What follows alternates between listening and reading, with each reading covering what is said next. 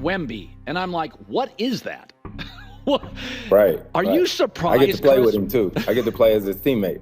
I know. So a lot of people are calling this a semi-tank. They're saying that the Spurs are still tanking, but I don't believe they're tanking. When you have Victor Wembanyama on your team and you have a capable passer in Chris Paul, that's when things get a lot more deadly. In today's video, we're going to be breaking down the new additions that the San Antonio Spurs have just brought into their lineup and talking about how this will impact their roster and Victor Wembanyama going forward.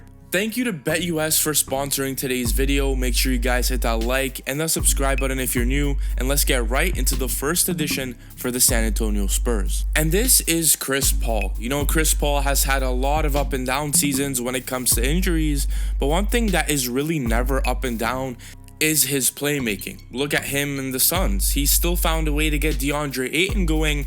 Now look at DeAndre Ayton without Chris Paul. He isn't doing so good. Chris Paul has had a lot of experience playing with bigs like Blake Griffin, DeAndre Jordan. None of these dudes could shoot the three-point shot, but Chris Paul still found a way to get them going and threw them lobs. But now Chris Paul is dealing with a different monster.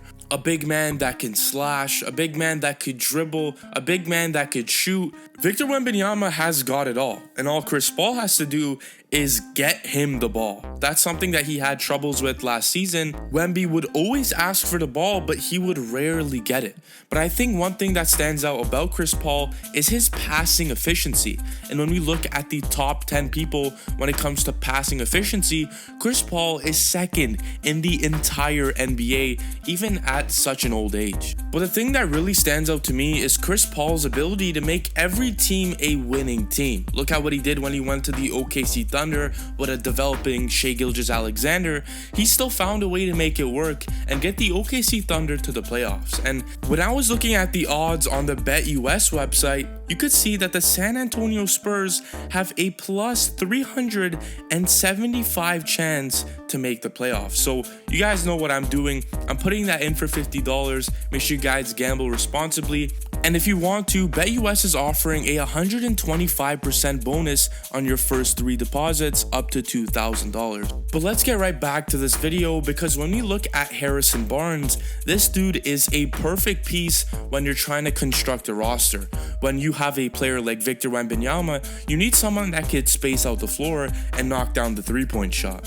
Harrison Barnes had a very nice season when we look at it when it comes to three-point shooting. He shot 38% from the three and also scored 12 points per game. This is the player Victor Wembanyama wants. A guy that could go out there, play a little bit of defense, and also space out the floor for you. But another crazy addition was Stefan. I got pretty surprised when they got him in the draft, but when you look at it more, he is bound to be a good playmaker. He played very well in multiple pick and roll situations. He's very good at going downhill and absorbing contact and going back up. And even during the summer league, he scored a crazy 17 points per game. His field goal wasn't that crazy, only averaged 37% from the field, but this is what the summer league is. The summer league isn't going to be a crazy efficient outing from anyone.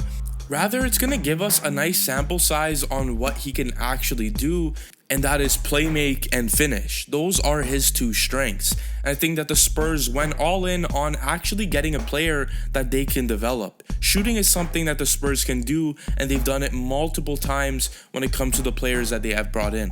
But now we need to talk about such an underrated player in this league right now, and his name is Devin Vassell. When it comes to the mid-range, this dude is an absolute bucket.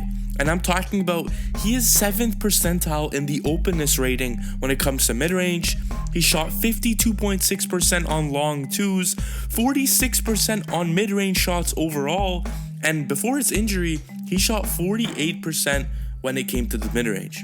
This mid-range shot is something that we negate in today's NBA. We say that it's a bad shot and it's slowly dying, but Devin Vassell says, screw it, that's gonna be my bread and butter, and that's exactly what he does. And he finished the season top 15 in mid-range field goal percentage. This dude is a pure mid-range hooper. He finished the season averaging 19.5 points per game on 4 assists, 4 rebounds, and shot the three-pointer at an impressive 37%. If he can somehow score 20 points per game again on better efficiency alongside Chris Paul and Victor Wembanyama, Harrison Barnes, he could really be the second option on this team going forward. And I can't lie, he proved me wrong. I did not expect him to be this good, and I really have faith in him that he could actually pull through and become a second option. Now we need to talk about a player that gets a lot of hate around the NBA, and this is Jeremy Sohan.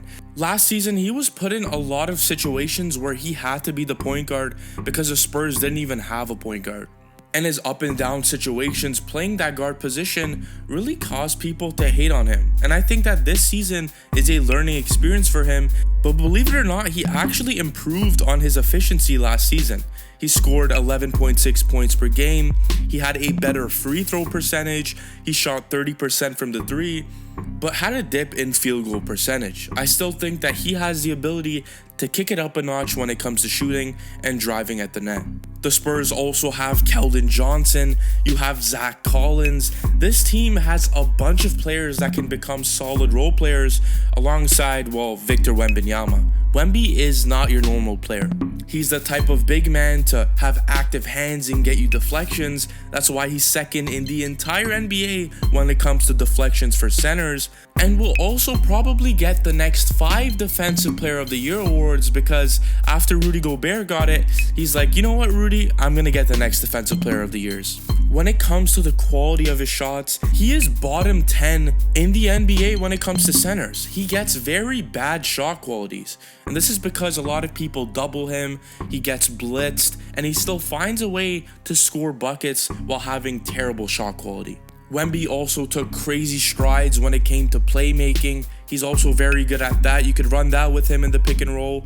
He also took strides when it comes to dribbling the ball, and in Team France, he was hitting a lot of step back three-pointers. He found a way to go out there, be a rookie, and take his team to the gold medal game.